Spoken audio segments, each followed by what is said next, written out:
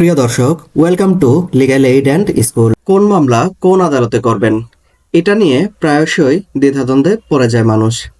আজকে এ নিয়ে কথা বলবো। যেসব মামলা থানাতে করবেন, পুলিশ যেসব ক্রিমিনাল মামলার তদন্ত ম্যাজিস্ট্রেটের আদেশ ছাড়াই করতে পারেন, সেগুলো থানাতে করা যায়। পুলিশ এসব মামলা এফআইআর হিসেবে গ্রহণ করে এবং এই মামলাগুলোকে জিআর মামলা বলা হয়।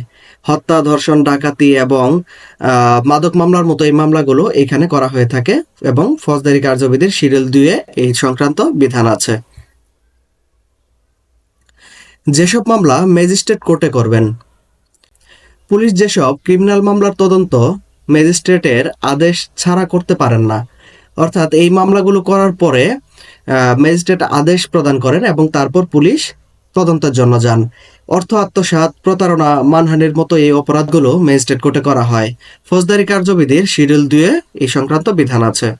যেসব মামলা সিভিল আদালতে করবেন, এখন সিভিল আদালতে মামলা কোনগুলো করবেন তার আগে আপনার জানা উচিত যে সিভিল মামলাগুলো আসলে কি। যেমন সম্পত্তি বা পদ পদবি নিয়ে যে মামলাগুলো হয়, সম্পত্তি বলতে এখানে জমি জমা হতে পারে, বিল্ডিং হতে পারে, অর্থ হতে পারে। আর পদ পদবি হলো কোনো একটি প্রতিষ্ঠান বা কোনো চাকরির ক্ষেত্রে কোনো একটি পদের ব্যাপারে যদি কোনো মামলার উদ্ভব হয়, তাহলে এগুলো সিভিল মামলা এবং এগুলো সিভিল আদালতে করা লাগে। এখন সিভিল মামলার মূল্যমান অনুযায়ী এবং অবস্থান অনুযায়ী এই মামলাগুলো সহকারী জজ আদালতে, সিনিয়র সহকারী জজ আদালতে এবং যুগ্ম জেলা জজ আদালতে এবং কিছু মামলা জেলা জজ আদালতেও করতে হয়।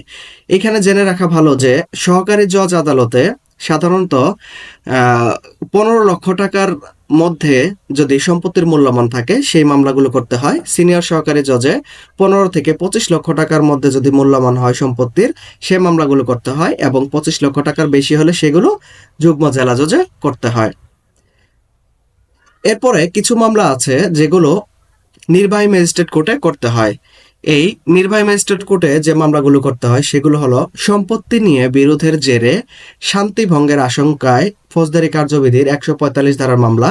আমরা দেখি অনেক সময় গ্রামগঞ্জে বা বিভিন্ন এলাকায় দুপক্ষের মধ্যে জমি জমা নিয়ে বিরোধ সৃষ্টির জেরে শান্তি ভঙ্গের আশঙ্কা তৈরি হয় বা দাঙ্গা হাঙ্গামার সৃষ্টি হওয়ার একটা সম্ভাবনা তৈরি হয়।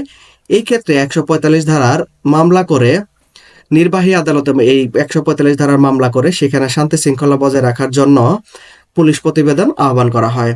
এরপরে নামজারি ও জমা খারিজের জন্য মিস কেস, নামজারি, রিভিউ কেস, এগুলো এসিলেন্ট অফিসে এই মামলাগুলো করা হয়।